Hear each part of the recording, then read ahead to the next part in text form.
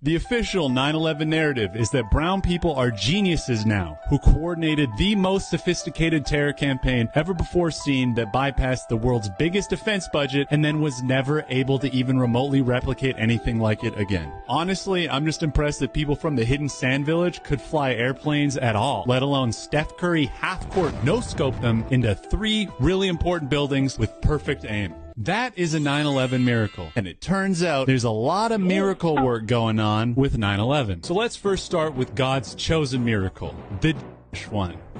A month and a half before 9/11, this guy becomes the new owner of the Twin Towers after signing a 99-year lease for $3.2 billion. You might be thinking to yourself, wow, this guy looks very honest and trustworthy.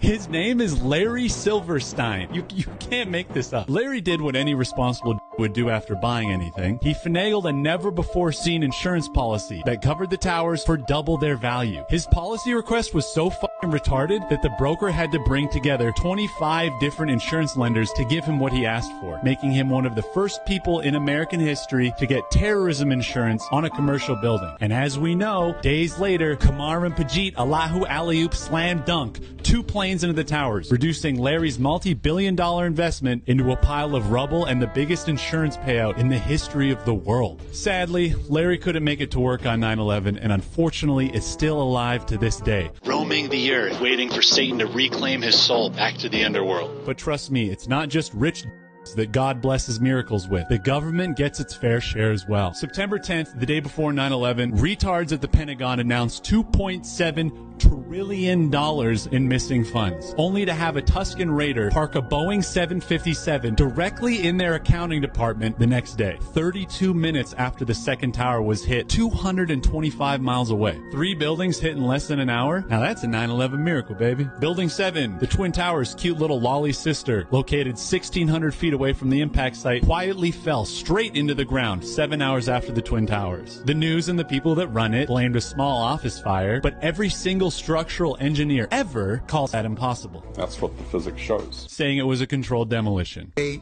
perfect controlled demolition of an intact building. It is too bad engineers don't believe in miracles. Total miracle death. Now, I still have some questions, and they're questions that miracles can't quite answer. Why did Leslie Robertson, lead engineer for the Twin Towers, say that she literally designed them to withstand the impact of a Boeing 707 airplane? Until 9/11, no steel structure in history has ever collapsed due to a fire. So how the did it happen 3 times in a row in one day? Why did hundreds of survivors report explosions? There was a heavy-duty explosion inside the lobby. It was this big explosion. Continuous explosions. Floor by floor. Yeah, detonated. To take down a building. Boom, boom, boom. Why did 3 of the plane hijackers have a U.S. Naval Air Station military base as their primary address of residence on their driver's license? Why did NIST admit they deliberately avoided searching for explosive residues in their official investigation? Why did a dozen independent researchers find thermite and explosive materials at Ground Zero? Why is it okay for this